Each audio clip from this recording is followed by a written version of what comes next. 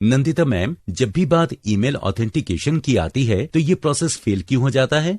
वास्तव में ये फेल नहीं होता है, पर शेयर किए गए मैसेज या जानकारी के बचाव और सुरक्षा के लिए प्रॉपर ऑथराइजेशन चाहिए।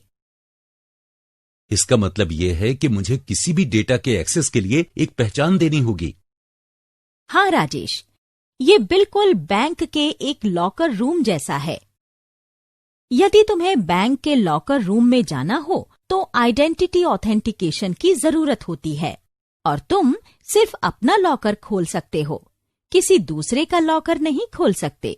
तो हम कह सकते हैं कि ऑथराइजेशन वेरिफिकेशन की एक प्रक्रिया या प्रोग्राम है जो एक्सेस दिलाने के लिए जरूरी है। जब तुम्हें अपने कंप्यूटर में लॉगिन करना हो तो क्या करते हो? इसके लिए तुम्हें यूजर नेम और पासवर्ड की जरूरत होती है। उसके बाद सिस्टम तुम्हारी दी गई जानकारी को वेरीफाई करता है। आसान शब्दों में कहें तो तुम्हारी आइडेंटिटी वेरीफाई करता है। ऑथेंटिकेशन के बाद ऑथराइजेशन का रोल आता है। तुम्हें सिर्फ उतना ही एक्सेस मिलता है जितने के लिए ऑथराइज हो।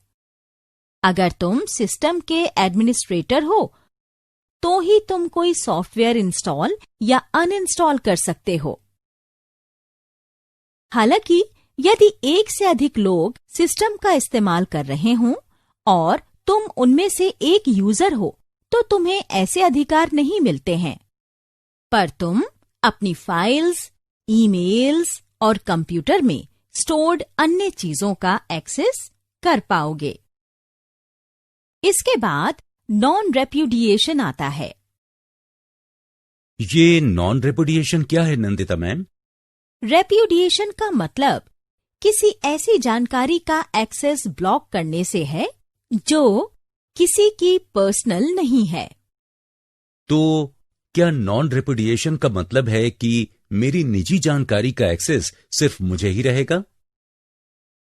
हाँ राजेश, इसे ऐसे समझते हैं जैसे तुम किसी को मनी ऑर्डर भेजते हो तो तुम्हें फॉर्म पर साइन करना होता है और रिसीवर को पैसे की रिसीट पर साइन करना होगा। मनी ऑर्डर नॉन रेप्यूडिएशन की तरह ही काम करता है। ना तुम ये कह सकते हो कि मैंने पैसे नहीं भेजे और ना ही रिसीवर ये दावा कर सकता है कि उसे पैसे नहीं मिले। इसी तरह नॉन रेप्यूडिएशन सिस्टम मैसेज भेजने के लिए डिजाइन किया गया है, जिसके जरिए मैसेज या ईमेल भेजने वाले और रिसीवर दोनों श्योर रहते हैं।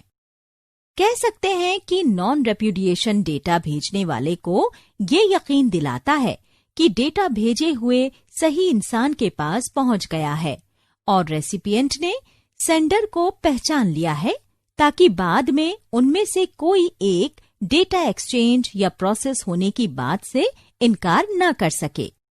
अच्छा नंदिता मैम, मैं एक टीम के साथ काम करता हूं, तो मैं किस तरीके से गोपनीयता भंग होने से रोक सकता हूं? इसके लिए तुम्हें अपने पर्सनल इंफॉर्मेशन की पूरी जानकारी होनी चाहिए, जैसे कि तुम्हारा यूजर नेम और पासवर्ड, जिसके जरिए तुम कोई कमर्शियल या पर्सनल साइट ओपन कर सकते हो। इंटरनेट की पहुंच के साथ गोपनीयता शब्द हमारे दैनिक जीवन का एक जाना पहचाना टर्म बन गया है। जब भी इंफॉर्मेशन स्पेस की बात आती है तो गोपनीयता को एक विश्वास के रूप में जाना जाता है। ये बताती है कि सूचना किसी अनऑथराइज्ड इंसान की पहुंच से दूर है या उससे कोई समझौता नहीं किया गया है। गोपनीयता का मतलब ही सूचना को छिपाना और सुरक्षा करना है। एक आसान उदाहरण के तौर पर क्रेडिट कार्ड को ही ले लेते हैं, जो आजकल बहुत इस्तेमाल किया जाता है। अगर हम अपने क्रेडिट कार्ड का पासवर्ड किसी और को दे दें और अचानक कार्ड गुम हो जाए, तो पासवर्ड जानने वाला इसका गलत इस्तेमाल कर सकता है और बिल हमें चुकाना पड़ेगा। गोपनीयता पर हमला आजकल आम बात है। आपने मुझे इंटरनेट के बारे में काफी जानकारी दी है, पर फिर भी इंटरनेट काम कैसे करता है इस बारे में मैं कम ही जानता हूँ। उसके लिए राजेश, तुम्हारा नेटवर्क लेयर्स के बारे में जानना जरूरी है। नेटवर्क लेयर्स, ये क्या होते हैं मैम? ये तो हम सभी जानते हैं कि इंटरनेट की खोज से पहले लोग अपने दोस्तों को खत लिखा करते थे। ये एक आसान प्रक्रिया थी। एक खत लिखकर उसके लिफाफे पर अपना पता लिखो और डाक कर दो। खत भेजी हुई जगह पर पहुंच जाता था। वहां उसे पढ़ने के बाद उसी तरह जवाब लिखकर डाकघर के जरिए वापस भेज दिया जाता था। हालांकि आजकल चीजें बदल गई हैं और इंटरनेट संचार का आसान और प्रमुख माध्यम बन गया है। आजकल आप कुछ भी लिखकर उसे ईमेल के जरिए भेज देते हैं। ईमेल मिलने के बाद लोग उसे पढ़कर जवाब देते हैं। इसका जवाब तुरंत भी मिल सकता है और बाद में भी। तुम लाइव चैट, संदेश भेजने या प्राप्त करने के लिए भी इंटरनेट का इस्तेमाल कर सकते हो। इसके जरिए तस्वीरें और उसी वक्त बनाई वीडियोस भेजना आम बात हो गई है। ये जल्दी भेजता है और आसान भी है। पर क्या तुम्हें पता है कि एक कंप्यूटर या मोबाइल पर क्लिक करने से क्या होता है? वो किसी वेबसाइट पर उन पेजेस का पता कैसे लगाता है जिन्हें हम खोज रहे हैं? इस बारे में और ज्यादा बताइए ना मैम। इंटरनेट आर्किटेक्चर की जानकारी और इसके काम करने के तरीके को जानना जरूरी है। इससे ये समझा जा सकता है कि साइबर अपराधी इसका कहाँ फायदा उठा सकते हैं और साइबर हमलों से इंटरनेट कैसे प्रभावित हो सकता है। क्या आप जानती हैं नंदिता मैम कि लगातार हमलों से इंटरनेट को कैसे बचाया जा सकता है? इस बारे में जानने के लिए हमारा इंटरनेट प्रोटोकॉल एड्रेस के बारे में जानना बेहद जरूरी है। मैं इसके बारे में बताती हूँ। इंटरनेट प्रोटोकॉल एड्रेस, क्या आप इसे एक उदाहरण के जरिए समझा सकती हैं? हाँ, बिल्कुल राजेश। एक आसान सा उदाहरण लेते हैं। मान लो तुम्हें आगे की पढ़ाई के लिए यूएसए के किसी विश्वविद्यालय की वेबसाइट देखनी है। इसके लिए सबसे पहले तुम्हें इस विश्वविद्यालय के सर्वर के एड्रेस की जानकारी होनी चाहिए, जहां विश्वविद्यालय में दाखिले की प्रक्रिया की जानकारी होती है।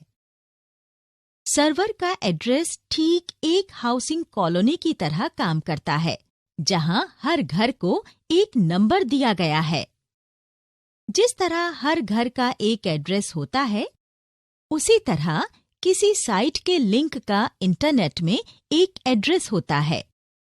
इन दोनों में अंतर ये है कि इंटरनेट प्रोटोकॉल या आईपी एड्रेस डिजिटल होते हैं। वो घर के एड्रेस जैसे नहीं हो सकते।